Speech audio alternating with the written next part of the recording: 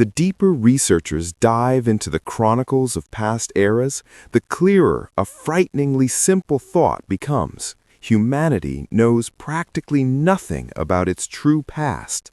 Official history often resembles a thin screen hiding the ruins of a colossal and forgotten reality. The most striking example of this dissonance is found in the works of the famous French painter Hubert Robert.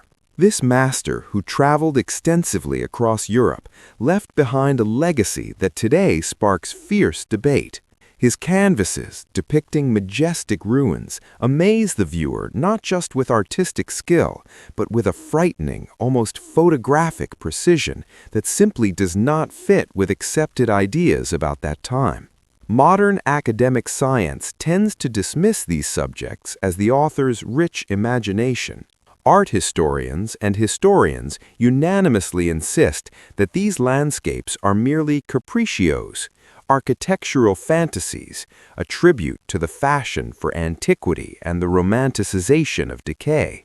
We are asked to believe that the artist simply invented non-existent worlds to entertain a bored public. However, if we cast aside imposed stereotypes and analyze Robert's work from the perspective of an engineer or architect, a completely different picture reveals itself. We are presented with incredibly detailed colonnades, building levels going deep underground, and stone blocks fitted together with a jewelry-like precision inaccessible to the builders of his era.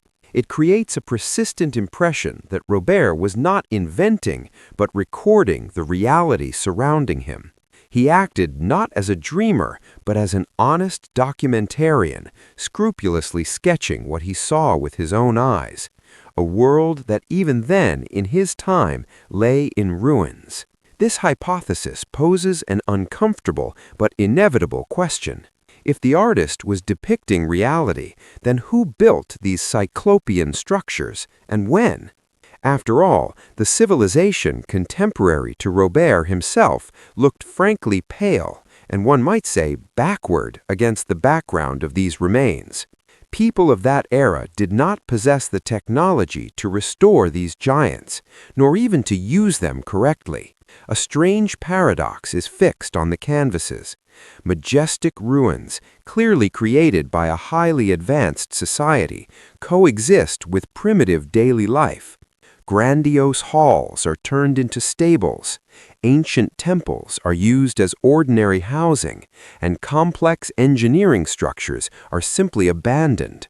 Every detail in these paintings screams silently that another world once existed here, more powerful, technological, and majestic than the one that replaced it. However, what remains of this world evokes in official science only a desire to remain silent or offer ridiculous explanations. Historians habitually label any incomprehensible object whose purpose is forgotten as a temple or a tomb, turning a blind eye to obvious technical inconsistencies. But a careful look at Hubert's legacy allows us to read a different message. It is as if the artist left us an encrypted chronicle of a catastrophe, the consequences of which he witnessed. This is not just painting, it is evidence. And if we assume that these monumental sets were drawn from nature, then the entire familiar chronology of human development begins to crack at the seams, exposing the hidden truth about a vanished civilization whose traces we have not yet learned to read correctly. Immersing oneself in a detailed study of the architectural subjects captured by the master, it is impossible to shake off the obsessive sensation of disproportion that permeates every inch of the space.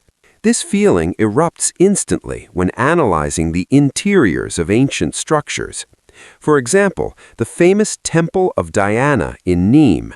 The observer is presented not just with a building, but with a colossal structure, featuring majestic columns and flawless masonry, the quality of which inspires awe. The space here is organized in such a way as if it were originally designed for beings of a different order. for giants whose steps shook the earth, and not for the fragile human figures we see against the backdrop of these stone giants. The ordinary people depicted in these settings seem insignificantly small, almost lost among the monumental vaults. They look not like the masters or creators of these walls, but like accidental guests, ants crawling at the foot of ancient trees. This visual contrast creates a powerful cognitive dissonance. Architectural details, such as perfectly fitted blocks, arches, and vaults, calculated to withstand colossal loads, testify to the highest level of engineering thought and construction technology. It is difficult to imagine that such structures could have been erected by methods available in the era when the painter's contemporaries wandered through these ruins. Moreover, the lower levels of many buildings are clearly submerged in the soil, indicating processes of burial, evidence of catastrophic events that occurred long before these views were transferred to canvas. This Lilliputian syndrome manifests even more vividly in landscapes depicting waterways and canals. Long canals stretching into the perspective are framed by massive ruins of arches and colonnades, the scale of which overwhelms the imagination. The arches rise to such a height that human figures against their backdrop turn into barely distinguishable dots, foreign objects accidentally caught in the frame.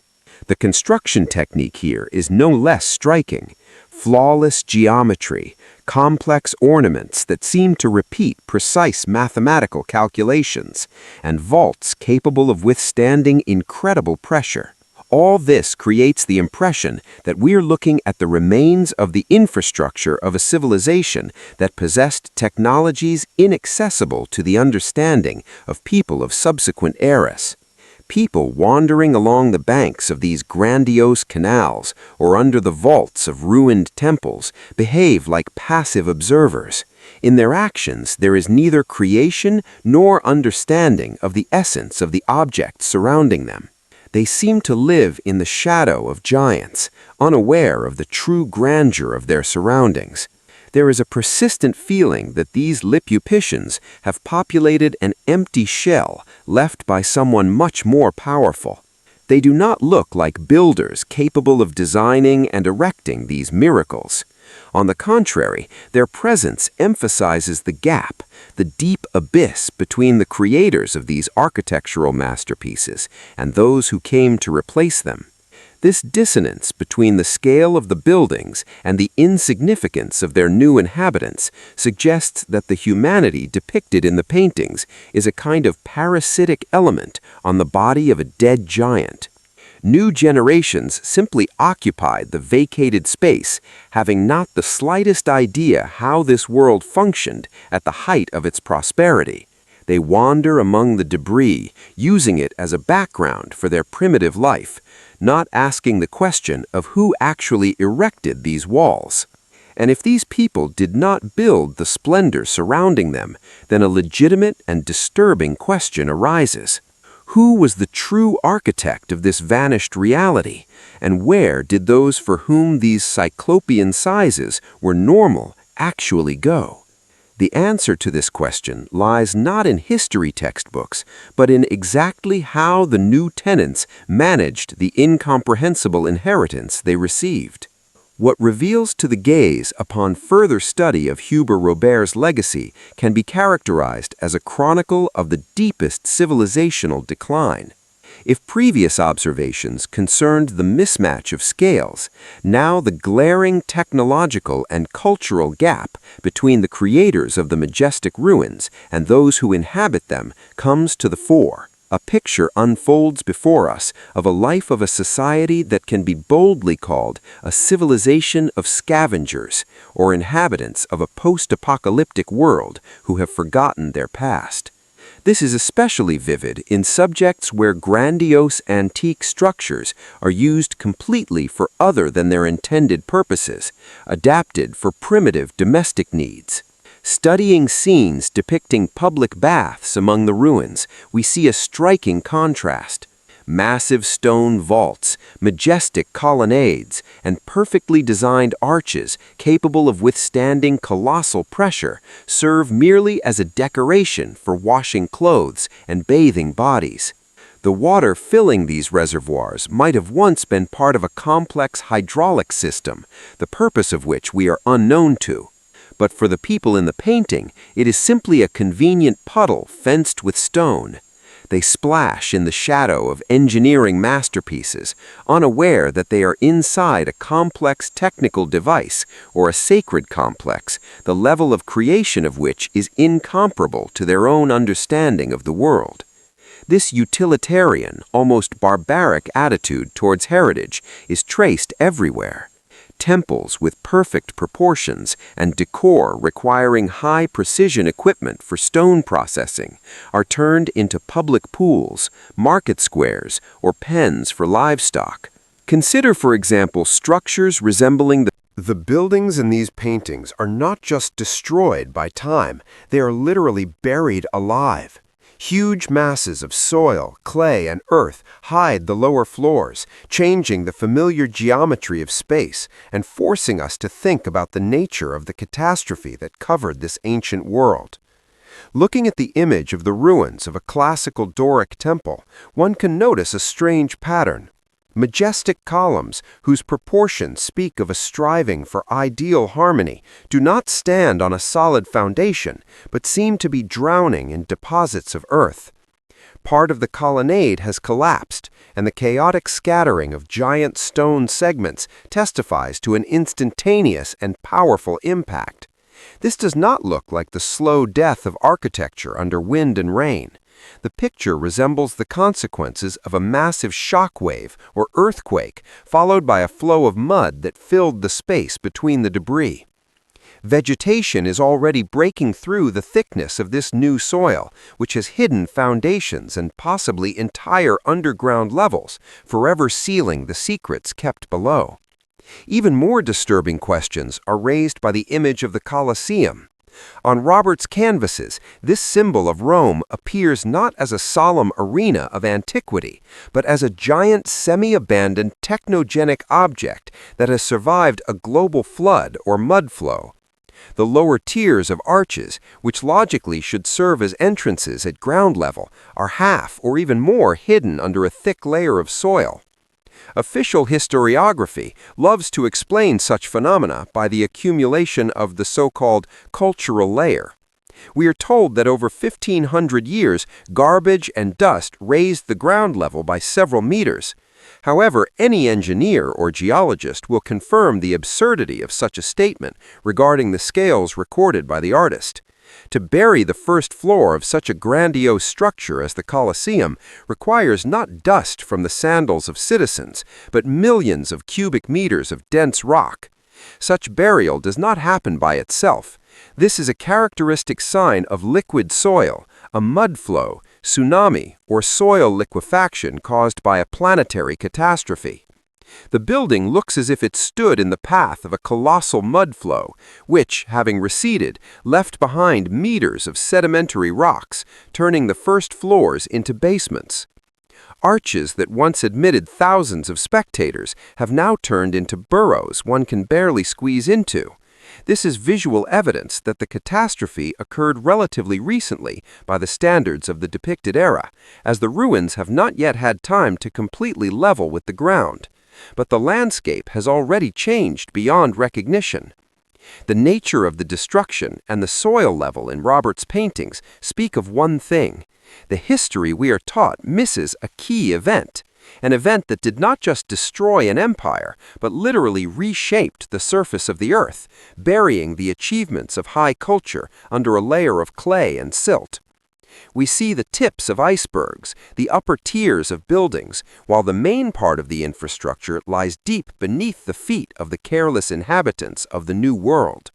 And if even such a giant as the Colosseum looks merely the tip of a more complex structure sticking out of the ground, this forces us to completely reconsider the purpose of these objects. After all, if the greater part of the building is hidden, how can we judge its true function? Were these structures really just palaces, temples, and arenas for entertainment? Or is their visible part just a casing hiding complex mechanisms and systems underneath, the meaning of which was lost along with the buried floors?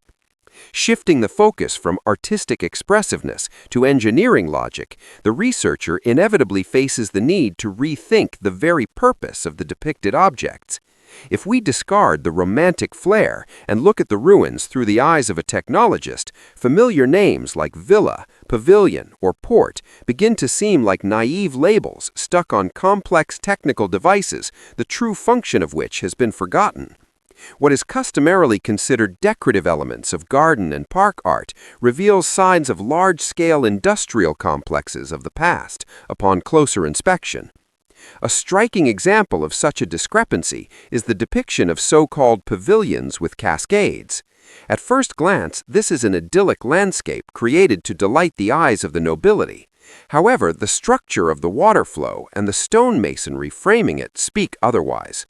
The cascade here does not look like a natural phenomenon or a light decoration. It is rigidly built into a massive stone structure with clear geometry, terraces, and spillways. Such architecture resembles the remains of a dam, a lock system, or even a hydroelectric power station more than a park ornament. The massiveness of the walls and the precision of the block processing indicate that the structure was designed to work with colossal water pressure and immense energies. For a simple fountain, such excessive strength and complexity are completely unnecessary. Likely, the artist captured a fragment of a lost water supply system or an energy node, which, over time, having lost its mechanisms, turned into a picturesque waterfall, and its concrete or stone skeleton was adapted as a place for walking. Similar questions arise when analyzing objects such as Villa Madama. The viewer is presented with a structure that in the 18th century already looked like a relic of another era. The internal volumes, the height of the arches, and the thickness of the walls are absolutely excessive for a residential house, even a very rich one. Huge, empty halls, which are impossible to effectively heat or light with the means of that time, resemble factory floors, hangars, or public terminals rather than cozy chambers. A persistent impression forms that the architects of the Renaissance and subsequent centuries did not build these buildings from scratch, but merely engaged in redecorating the surviving boxes of ancient industrial or administrative centers. They inserted windows into giant openings, laid floors, and hung tapestries, trying to inhabit a space that was originally intended for completely different, probably technical purposes. The industrial trace becomes even more obvious when looking at port structures, such as the port of Ripetta. Here, urban development literally grows into ancient megalithic foundations. Embankments, stairs, and retaining walls are made of blocks of such size and quality of fitting that it evokes associations with modern concrete fortifications of strategic objects. This is not just a pier for wooden boats, it is an engineering structure of high culture, calculated for centuries of operation and serious loads. City life flows on top of these ruins, using them as an indestructible foundation, but not understanding the principles of their creation. It looks like parasitism on the remains of highly developed infrastructure, where complex logistical nodes of the past are used as simple wharves. Taken together, these observations form an image of a world permeated by a complex engineering network, of which only a stone skeleton remains. We see not separate buildings, but nodes of a single system, stations, factories, hydraulic complexes. The tragedy of the situation lies in the total loss of understanding of how this system works. People in the paintings live inside a broken mechanism, perceiving its parts as elements of the landscape. This brings us to perhaps the most poignant image in Robert's work, the lonely hermit praying amidst giant ruins. This figure becomes a metaphor for all humanity of that era. Man bows his head before a greatness the nature of which he is unable to comprehend. He offers prayers in a space that was possibly a machine hall or a laboratory. For him, these walls are sacred only because they are grandiose and incomprehensible. He seeks a spiritual answer where precise calculation and technology once reigned, finally affirming the victory of myth over knowledge. Summarizing this large-scale investigation, the figure of Robert presents itself before us in a completely different light. From a talented artist, subject to the fad for romanticizing decay, he transforms into a key witness of an era that can boldly be called the time of the world's reset. His legacy ceases to be just a collection of paintings and acquires the status of a detailed photo report from the crash site of a highly advanced civilization. Each painting is a documented fact, a piece of evidence preserved to this day, despite the attempts of time and man to erase the memory of the true past. Robert did not invent ruins. He recorded the moment when the traces of a global catastrophe were still fresh, when the giant skeletons of buildings had not yet been dismantled for building materials, and the cultural layer brought by the flood had not yet been hidden under new paving stones. Official historical science, facing such visual evidence, finds itself in an extremely uncomfortable position. Academic circles prefer either to modestly remain silent, ignoring inconvenient details, or offer explanations that do not withstand any criticism upon closer inspection. We are asked to believe that cyclopean structures, requiring complex logistics, mathematical modeling, and machine processing of stone for their erection, were built with primitive tools for religious or burial purposes. The universal answer, "it is a temple" or "it is a tomb," has become a convenient screen behind which hides a lack of understanding of the true purpose of these technogenic objects. But the longer we look into these temples, the clearer we see workshops, stations, and engineering nodes, the meaning of which was lost along with their creators. The eyes cannot be deceived, even if textbooks insist otherwise. A panorama of a world unfolds